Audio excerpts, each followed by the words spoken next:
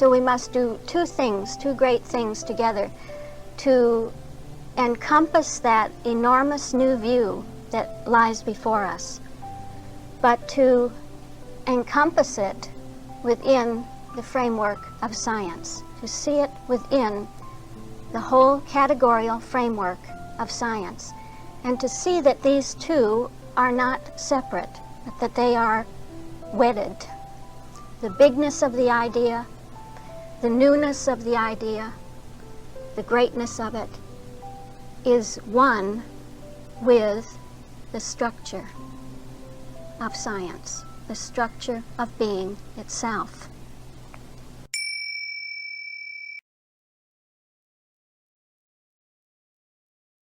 All right, so where are we? We are in the fifth day of creation, comparing the first record with the second record. We see that in the fifth day of creation, life is individualizing itself infinitely through the multiplication of ideas. Whereas in the second record, it isn't the multiplication of ideas, it's the knowledge of both good and evil, and it isn't life, but it's the bringing of death. Through the knowledge of good and evil, we don't get life. We don't get the life of the fifth day. We get a sense of death, death to our spiritual sense. Actually, one feels almost as though it's a rebirth going on here as you see what happens as their eyes are opened and as they see and become aware of their own nakedness. It's really the desire to get out of that mortal condition. And this is the touch of life breaking in, really, isn't it? The first touch of life is to experience a sense of death. Then you don't want that. You want something else. You want life. That's what they wanted, was life. But if you have a duality within you, a knowledge of both good and evil, this is death to spiritual sense. It brings a demoralizing, that downward spiraling. Remember, we had the serpent who was coiled around the tree of the knowledge of good and evil, symbolizing a downward spiraling, instead of that terrific sense that we had in principle of the those cycles, those infinite cycles being represented through the days and years and seasons and signs, and the what we were seeing about the precession of the equinoxes, all being symbolic of the true cycles that are spiraling us upward as we are one with the divine system, with the system of principle.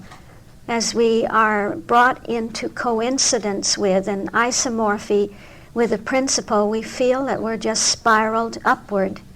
And this is what life wants to convey, this sense of flying above the earth in the open firmament of heaven. So against that is the mixing of both good and evil. And life as mind, then we saw that life is at the basis metaphysical, and this means that it is ideational. To be metaphysical is to be above the physical. And everything that we saw about principle had to do with the light of divine metaphysics. And so coming out of principle is that life which is metaphysical and ideational, versus in the second record, the method of mortality, which rests on a dualistic knowledge that is dualistic. Now we have come to life as spirit. Life individualizing itself in spiritual natures. Do you remember what we saw about that? And God created the great whales and every living creature that moveth, which the waters brought forth abundantly. Those elements of mind bring forth abundantly, and they bring forth the winged fowl after his kind, in the likeness, spirit, of God. And God saw that it was good. The quality of God is good, spiritual. So life individualizes itself in spiritual natures, and there we had all those wonderful symbolisms of life and ideas of life, the strength of spirit and the presence of life, being winged, those winged fowls really being symbols for holy thoughts that are winged with love, the angels of his presence, and so on. And climaxing with that subtone, the great calculus tone of the word as the Christ. And now we see in the second record of creation, countered against that spiritual sense of life, individualized in spiritual natures, against that stands the material sense of life, material life. What do you choose to sustain life? This is somehow a question that is involved, a leading question here. What is your choice for the sustenance of life, for the maintaining of life, for the quality of life? What is going to determine your quality of life? Will you root yourself in life as mind and life as spirit, or will you root yourself in matter? It says, and when the woman saw that the tree was good for food, and that it was pleasant to the eyes, and a tree to be desired to make one wise, she took of the fruit thereof. Took of that fruit, not the fruits of the Spirit, but the fruits of duality, and did eat. She took it in, she imbibed it, she assimilated it, she became one with that fruit. She ate it and gave it, sense of life, gave it also to her husband with her, and he did eat. So you have both Eve and Adam eating that false fruit, the fruit of the tree of the knowledge of good and evil. That dear woman, think of her, thinking it was the best choice, huh? There you get a sense of spirit right there, thinking this is the best choice, not really knowing anything better. So choosing the best that she knew of, thinking this is good, this sounds good, this looks good. And that's what we do. That's what every individual does along their way, making those choices throughout the course of life, choosing what seems to be the better of two evils, you might say. And yet within that is some precious gleam of light. You just can feel that this is going to be all right, that life as spirit is right there, and life as spirit is going to lead us right out of the material concept of life, the material sense of life. When I say material, always remind yourself that material means dualistic. Matter means duality, something other than the monism of spirit, the oneness and onlyness of being as spirit. And so she did the best she could, and I think that's such a beautiful womanhood sense to take it in and to say, here, you have some of this too. You know, you want those you love to have the best. Have the best that you know of. Yeah. And yet we see that duality is not a good food. It's not good for food. It's not good for sustaining life. It doesn't sustain life. But this was the belief that duality is good, is reality. You know, if a little spirit is good, then spirit and matter must be better. Which is something we often fall into, that trap. If we take the standpoint of spirit and then we say, well, why don't I, as they say in Europe, double sew it? Let me just make sure that the problem will be covered. So I'll use spirit, the science of spirit, and I'll also take a little of this and a little of that and so forth to fortify it, to back it up. This is the duality. And so this is indicating a life that is based on dualism.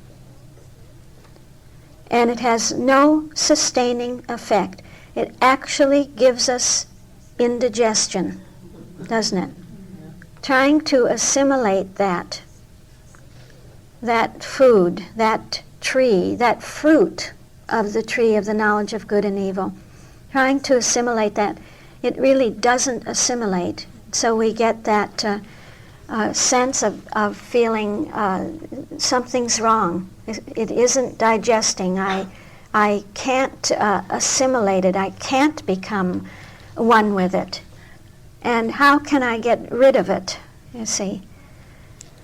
So, Mrs. Eddy says, which institutes life? Is it matter or is it mind? Does life begin with matter or with mind? Is life sustained by matter or by spirit?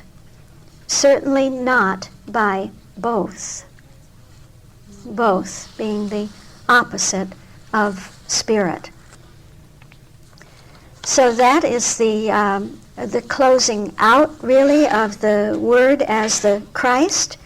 So we come to that great break of the breaking in, the coming in of the Word as Christianity in the whole order. Now let's see, in the whole order now we're talking about. If you look at your Days of Creation 29 subtones, you see that in the whole order we have the start now of the Word as Christianity at the point of life as soul.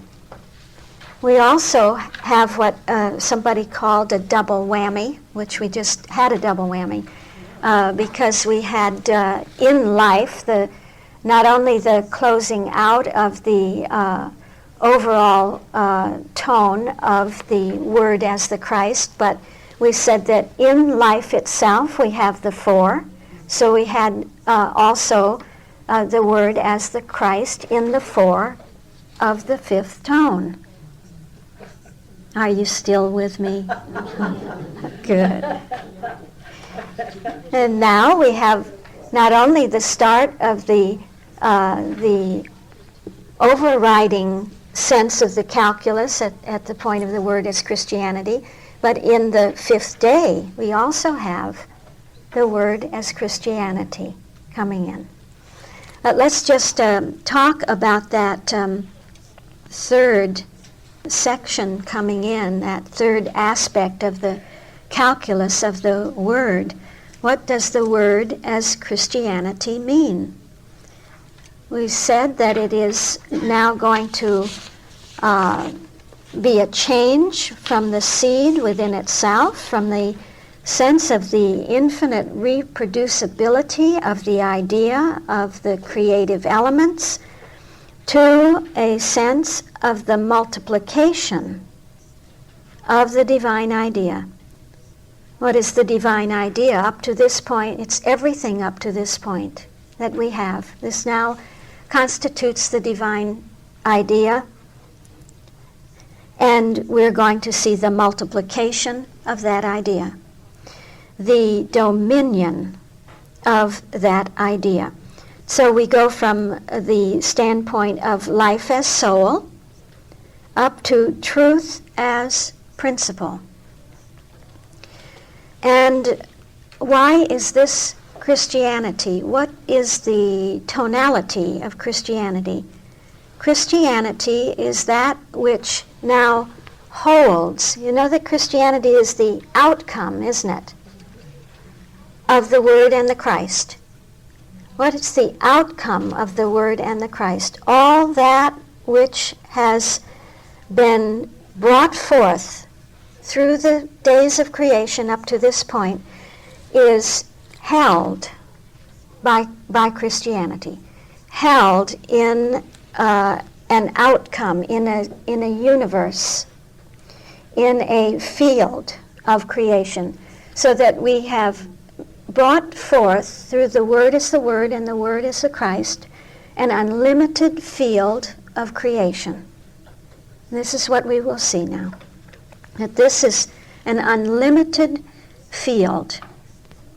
We have in the Doyley matrix at this point life and truth, and we have it characterized as the line of the Word as Christianity. This is therefore a realm, the realm that contains the line, so to say, of spirit, the line of the Word of life in and of spirit. Remember, we said this is not a linear line. It's a non-linear line. It's a great complexity.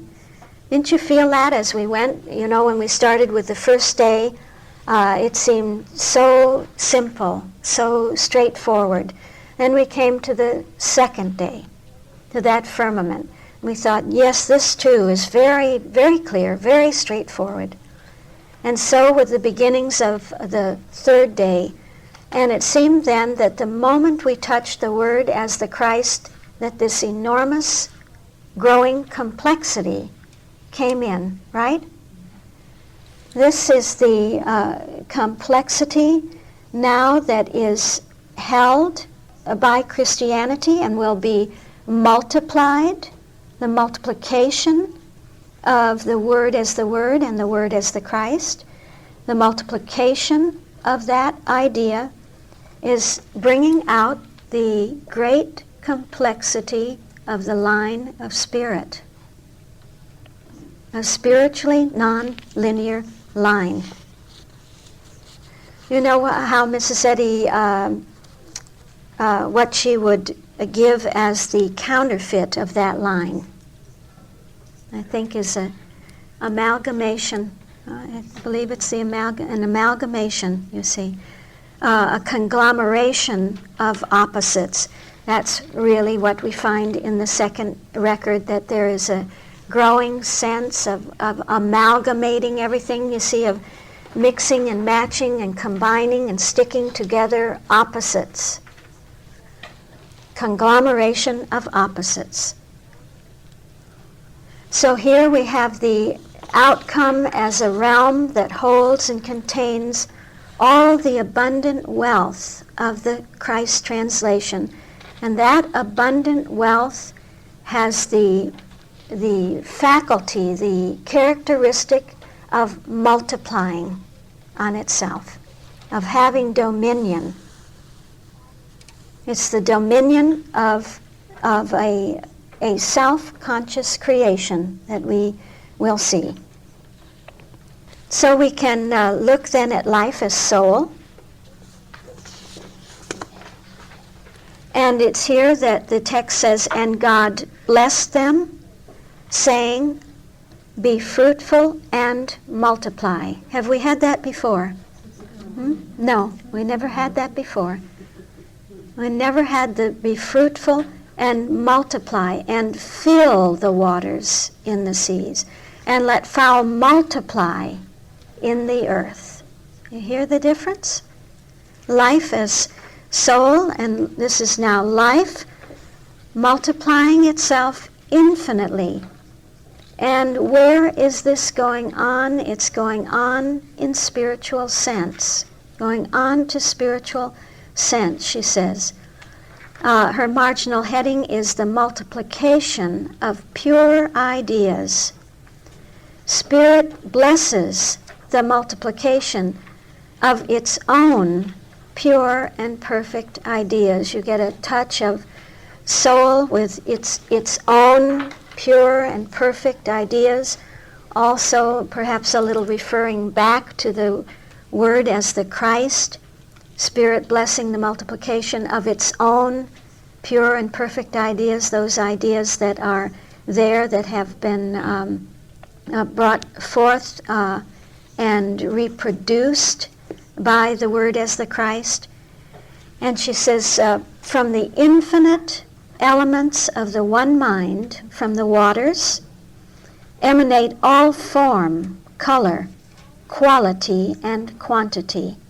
These all belonging to the identifying of an idea, the identifying or the identity of an idea. So in a way you get a little touch here of the identities of being. Their spiritual nature is discerned only through the spiritual senses, she says. Whereas mortal mind, I hear mortal mind, that's the counterfeit of life, inverts the true likeness. That's the counterfeit of soul. And puts forth its own qualities. It confers animal names and natures upon its own misconceptions. So life is multiplying itself infinitely to spiritual sense. And we said that we could see that in that fifth day, at the point of life as soul, that this is also the Word as Christianity, right? In the fifth day. Yeah. Right here. And in which way would that be? We said, well, that the Word as the Word was giving us the sense of the Father, and the Word as the Christ, the sense of the Son, and we had the coincidence between Father and Son, and now we have a sense of the Mother. So we've had be fruitful, fill the waters in the sea, fill everything with spiritual ideas, multiply in the earth, have the multiplication of the divine idea. This is all very much a sense of the Word, of life, the sense of fullness, of multiplication, of making full, that in the Word as Christianity, there's a making full going on. To make full, to complete in every particular, to contain all that is possible. That's what is implied by this fullness of Christianity. And what is it that can contain all that is possible? This is the Mother. This is Christianity. This is love. Of maximum or highest degree is another definition of to be full, to make full. The highest degree or state. So you have a multiplying, a multiplication that is held, that is contained in the Mother, in Christianity. Yeah. So that multiplication is the individualizing of the idea without end, without end. I just keep wanting to feel out this relationship of this difference between the reproducibility. I just wanted to run something by you and see. You tell me if it makes any sense or what's missing from it. I just want to feel out this difference between the Word as the Christ and the Word as Christianity. And so if we start with the Word as the Word, we start with the creative elements of anything, don't we? Let's take something so that we have an illustration that we can feel tangibly. Say, let's take music, all right? So you have the creative elements of music, and you know I'm just not a musician, but I think we said earlier in this class that that we could perhaps consider that the basic elements of music would be tone, right? Rhythm, melody, and harmony. All right, is that okay? Yeah. Dorothy? Yeah. Yeah. Okay. What would the Word as the Christ say? It would say these have within themselves translatability, right? They can translate themselves, they can reproduce themselves, they can individualize themselves. In other words, they are creative. They themselves are creative to reproduce themselves in individual forms. Individual forms of tone, rhythm, melody, and harmony. Would this be all right? This be true? So if they reproduce themselves in individual forms, what forms, for instance, would you have?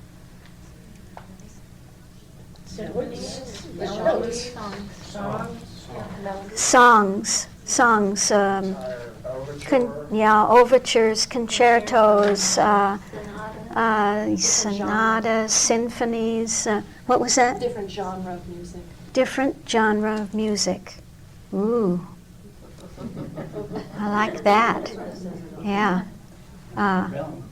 Yeah. Gender, huh? It has infinite gender. Jazz, blues. Mm-hmm. Yes. Then the Word as Christianity would say these individual forms of music are in turn able to be multiplied without end. Huh? Mm-hmm. Oh, so you don't just play or hear a Beethoven symphony once, do you? How many times can it be? Infinitely, yeah. Every one of those reproductions of the fundamental elements, the creative elements of music, can be multiplied. Does that make sense? Yes. Well, I wouldn't see it so much as rehearing the same symphony by Beethoven as saying that symphony as a form could have innumerable composers, Yes. illimitable So like composers. Compositions. No, composers. Different composers. And within the compositions. Yeah. Lots of different symphonies infinitely, lots of different concertos infinitely. Yeah. Different, in a whole realm of music. Yes. In a whole realm, yes, yes. Listening to all of these, of being in that world. Yes. So, That the outcome is music that we can hear. yes. What was wrong with what we had said? Well, I thought you were saying that Christianity would be hearing Beethoven's particular symphony many times, or in an infinite number of times. I not so much that, but played many different performers, many different orchestras. Perhaps every time it is played, it's never played the same twice, even though they may try to play it twice. Each conductor gives his own stamp to it, his own feel to it. So you would have interpretation, but within the limits of the science of music, within the limits of the composition. Yeah. And I don't think that there's anything wrong with hearing a symphony the same way every time. It's just that you can appreciate the depth of it. Every time you listen to it, you get more out of it. So that you have the integrity of the symphony. It's like reading the Science and Health 55 times. And each time you read that same truth, you get even more out of it, more dimensions pulled out of it. Because everything in that tonality is working, and you just keep pulling more and more out of it. Which I think. I wonder if all of that doesn't belong to the multiplication. Right. I wonder. Uh-huh. Yeah. Well, you know what I'm hearing? Very much is reminiscent of the science order.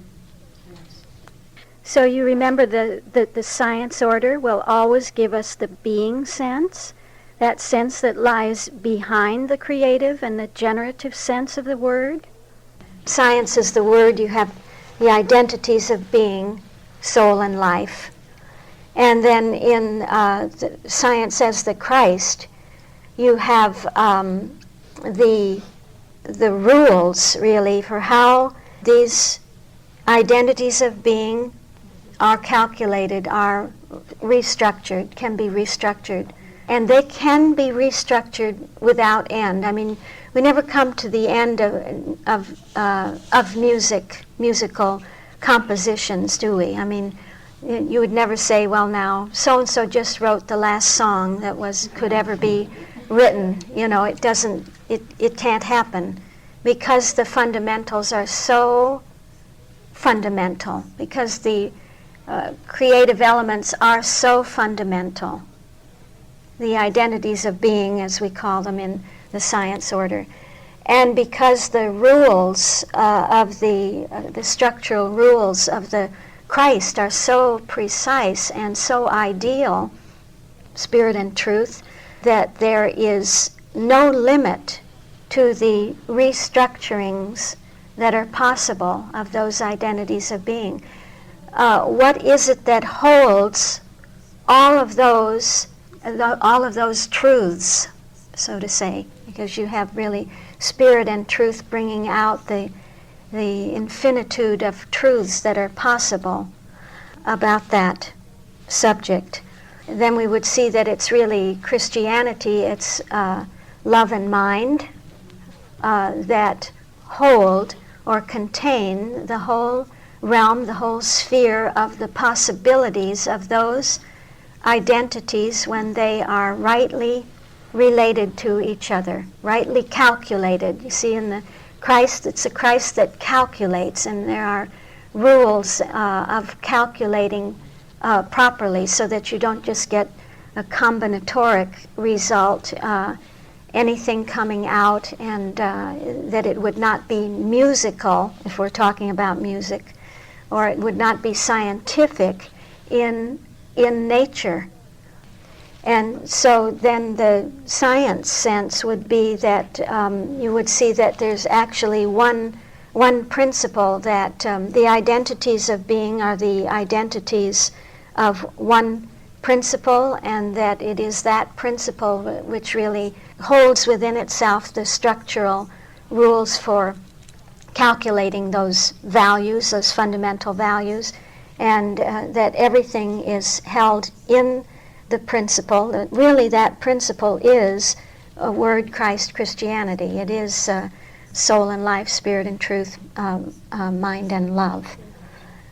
Somehow you get a feel of that here, a touch of that, do you, would you say?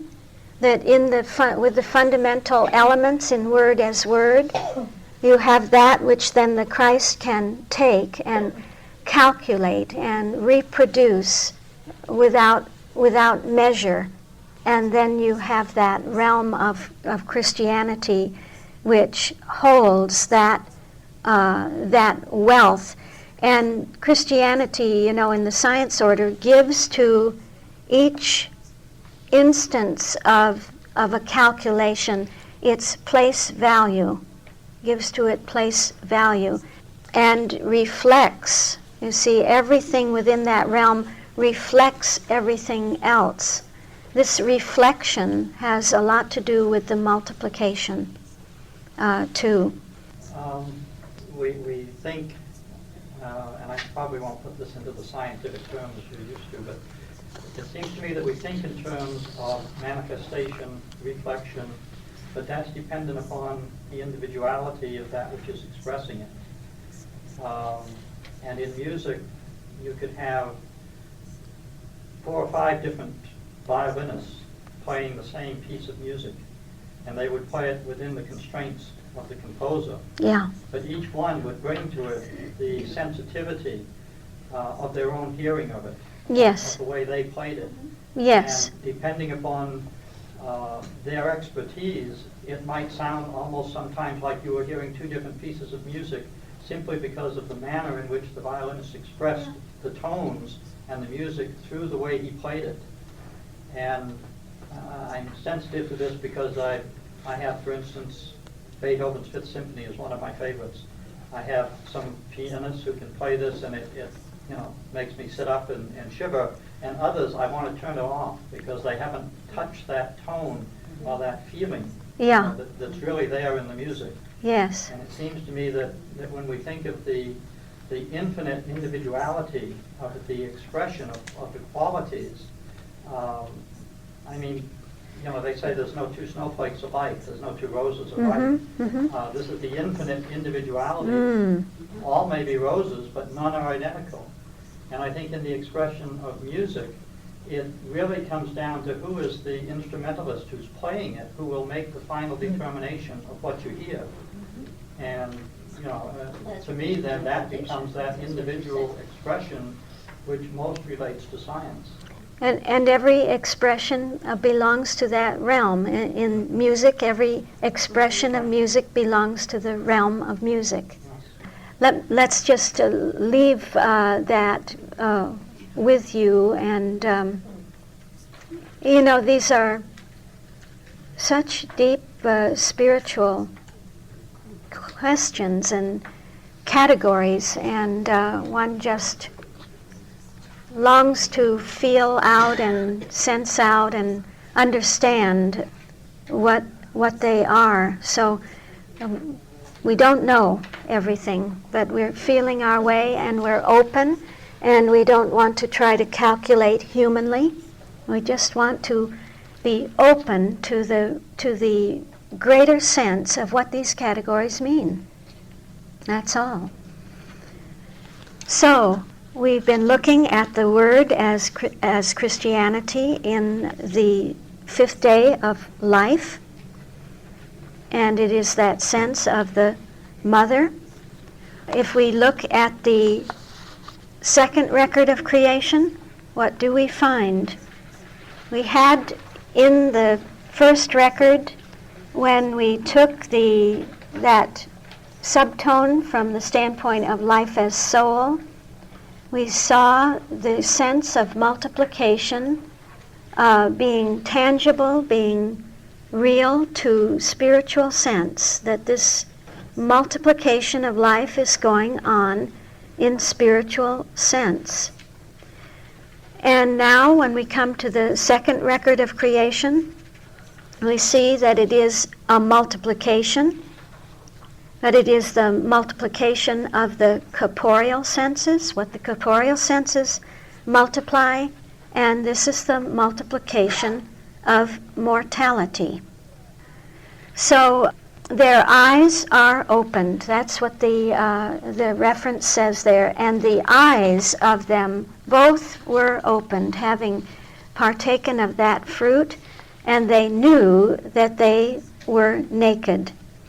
So you have the knowing of the sense testimony, a sense knowing, that they knew they were naked, that false sense of being open, you see, that their eyes were opened, of being opened up, of becoming aware of seeing everything through and sensing everything through the physical senses, the corporeal senses, really opens one up to every mortal claim, every mortal belief, every mortal suggestion, so that you get the feeling that there's a multiplication of the mortal concept, of the mortal claim, that those suggestions are just legion, so to speak.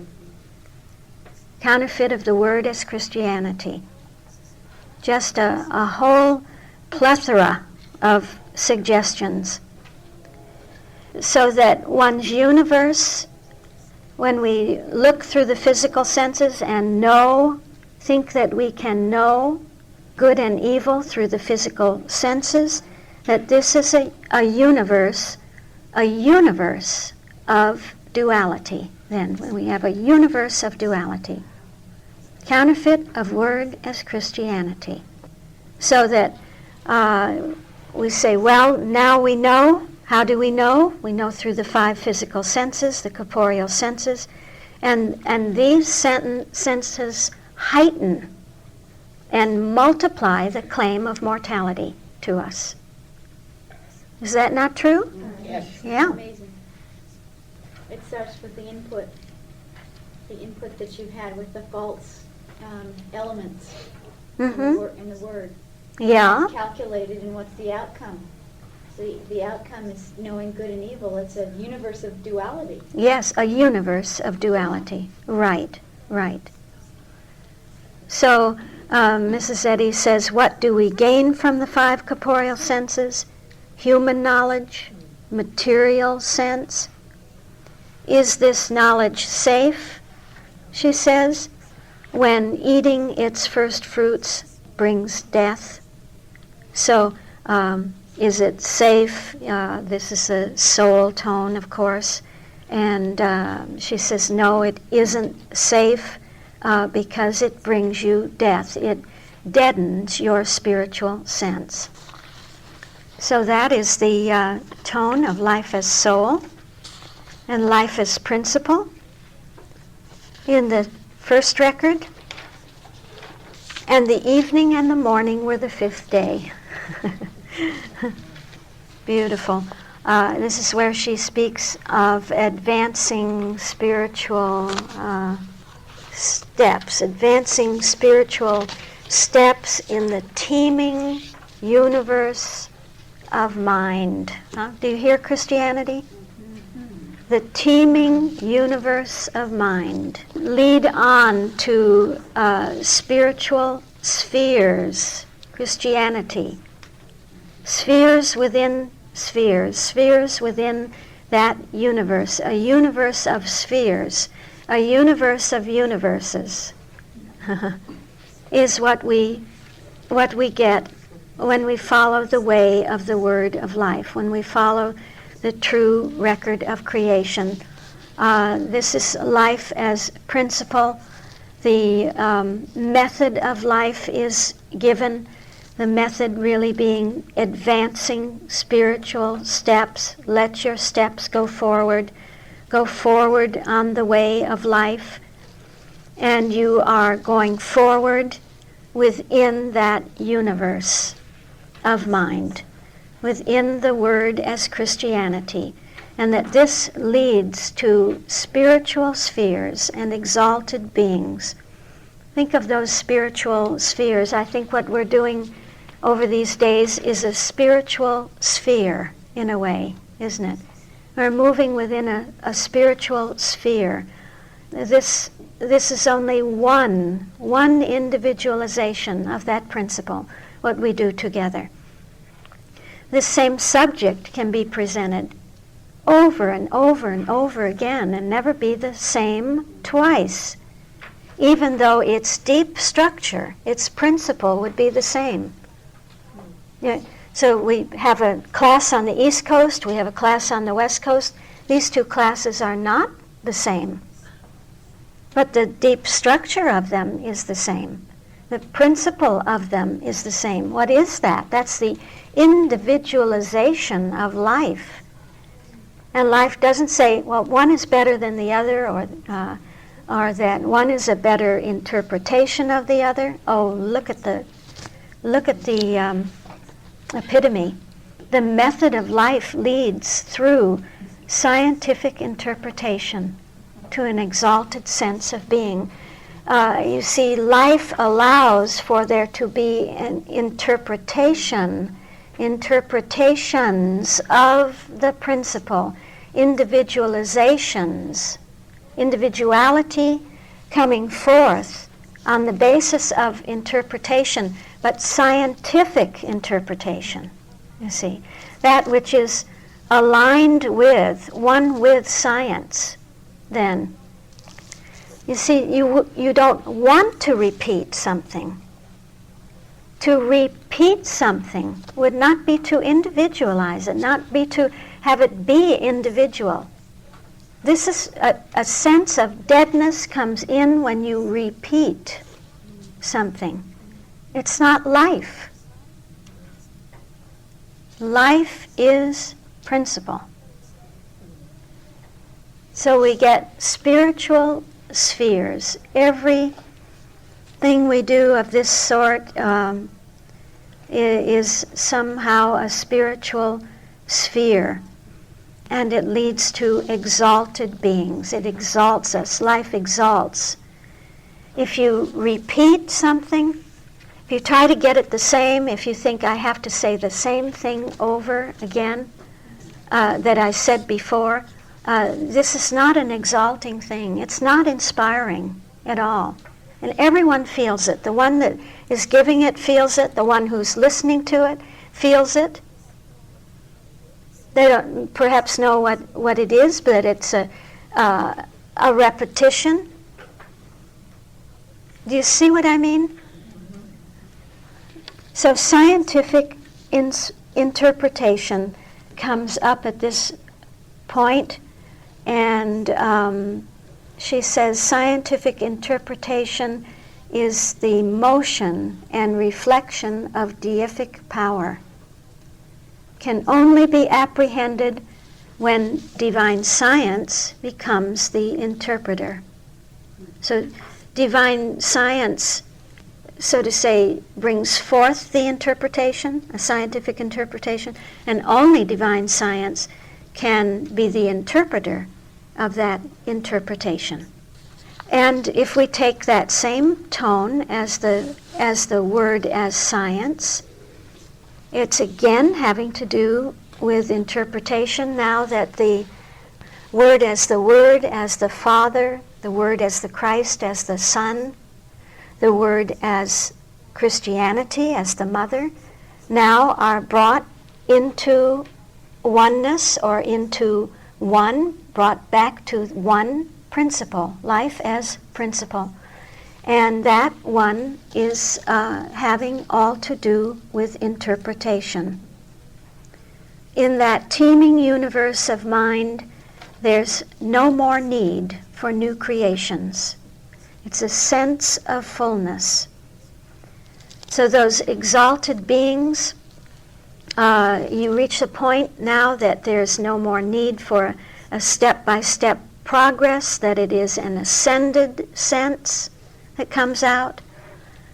Divine science becomes the interpreter, and you have a sense that that teeming universe is filled. Word as Christianity is filled in the fifth day, and that there is no new creation. Only relationship and interpretation are new. And this is a kind of a foretaste of what we will have as we come to the close of the seven days of creation. As the word as science comes in, we know that the sixth day is the finishing of creation, and that there's no new creation in the seventh day. So you have the closing out of the sixth day and the seventh day that are going to convey to us the word as science. Are you still with me? Yes. Gosh, you're Now terrific. I know what you mean. Now I know what you meant by your question, which each one individually translated so beautifully. Individually, like flowers. The individuality of life. And so let's quickly, oh dear, 2 minutes, take a life as a principle in the second record. So we've had that exalted sense of being, those spiritual spheres, that universe of really of one interpretation, one interpreter. And here in the second record, what do we have? Not an exalted sense of being, but the condemnation of being. The condemnation to return to the dust, to go back to the dust. And it begins this way. And they sewed fig leaves together. And you hear the counterfeit. Can you hear the atomism that we have talked about? And they sewed fig leaves together and made themselves aprons, you see, to cover the nakedness.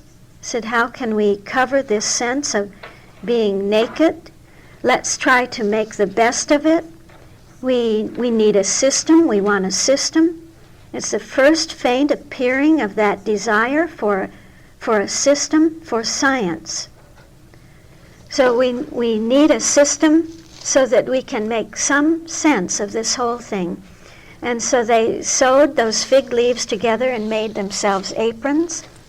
And they heard the voice of the Lord God walking in the garden in the cool of the day.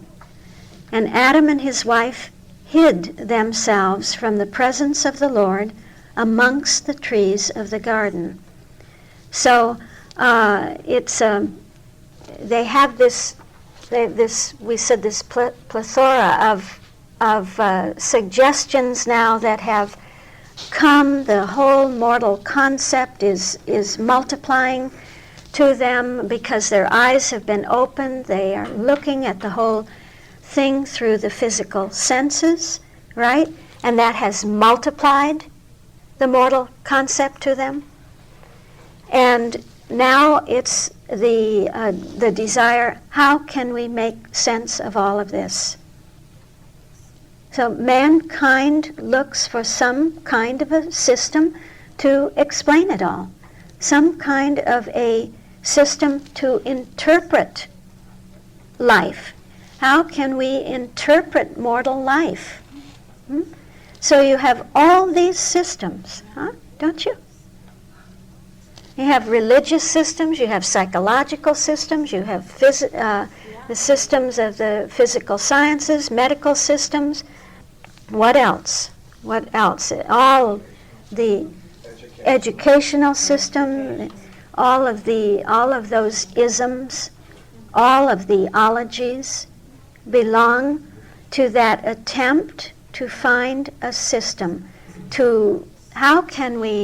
What do we do with all this phenomena of life as soul that the physical, corporeal senses are revealing to us? Can we classify it? Can we explain it? Can we categorize it?